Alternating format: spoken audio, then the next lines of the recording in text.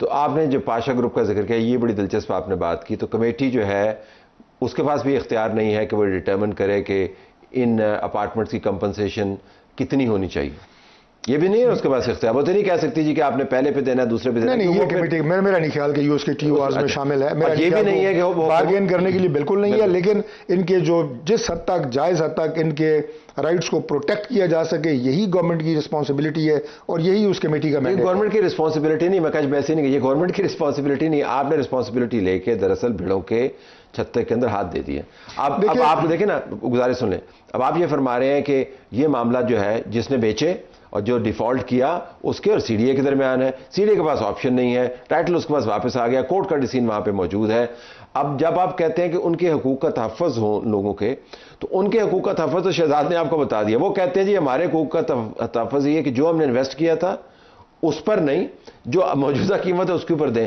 آپ نے تو خام خواہ یہ ایک نا یہ ڈیبیٹ اور یہ جو بارگین ہے، یہ میں نے عرض کیا ہے کہ میرے پاس اس کی کوئی خبر نہیں ہے. شہزاد صاحب نے پہلی دفعہ میں یہ بات آپ کے پروگرام میں سن رہا ہوں کہ وہ یہ بات کر رہے ہیں کہ پرانا ریٹ کیا نیا ریٹ. اس کے علاوہ ویسے آپ تحفظ کیا ان کے رائٹس کا کیا تحفظ تو بنا ہی نہیں ہے. طلعت صاحب میں آپ عرض کر رہا ہوں ابھی تو میکانزم بنا ہی نہیں ہے.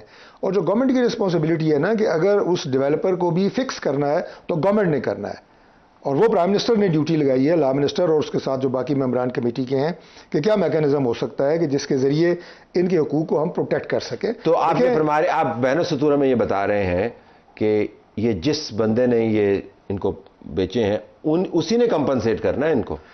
دیکھیے میں تو اسی کا ہے نا، میں چونکہ کمیٹی کا ممبر نہیں ہوں تو ویسے میں اس لیے میں ابھی اس ڈومین میں نہیں جاؤں گا کہ کمیٹی کو کیا کرنا چاہیے یا کس طرف وہ جائے. لیکن میں نے آپ کو لبے لباب اس کا بتا دیا ہے کہ دو اس کے اسپیکٹ ہیں. ٹیکنیکل لیگل اسپیکٹ بالکل کلیئر ہے، the title lies with the C D A now.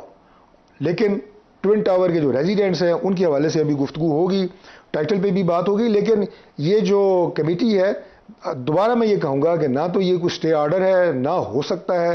اور اسلام آباد ہائی کورٹ کا آپ نے روک دی نا اپنے انٹیریئر منسٹر کی طرف سے، اور سی ڈی اے کا آپ کا اپنا ادارہ ہے کیپٹل ڈیولپمنٹ اتھارٹی، آپ خود ان کے معاملات کو خود دیکھتے رہے ہیں. اس کی طرف سے انٹیریئر منسٹر کی طرف سے جو سوال دیکھیں، انٹیریئر منسٹر کی طرف سے جو ایکشن لیا گیا، وزیر اعظم کی کمیٹی نے اس کو روکا ہے. میری آپ پر سنیں، میرا اگر گھر ہے، میں نے کرائے پہ دیا ہوا ہے، کرایہ دار خالی نہیں کر رہا، سال کے لیے لیا تھا 10 سال میں خالی نہیں کر رہا، ٹائٹل میرا ہی رہے گا. اس لیے کہ اگر انہیں 2 دن کے لیے روک دیا گیا ہے تو سی ڈی اے کے ٹائٹل پہ فرق نہیں پڑتا. اور ویسے بھی اور وہ سی ڈی اے کے پاس آ گیا ہے، واپس کورٹ کے فیصلے سے آیا ہے. اور یہ جو میں آپ کو بتا رہا ہوں کہ 2005 میں یہ آکشن ہوا اور 2019 میں دوبارہ اس کو ریگولرائز کیا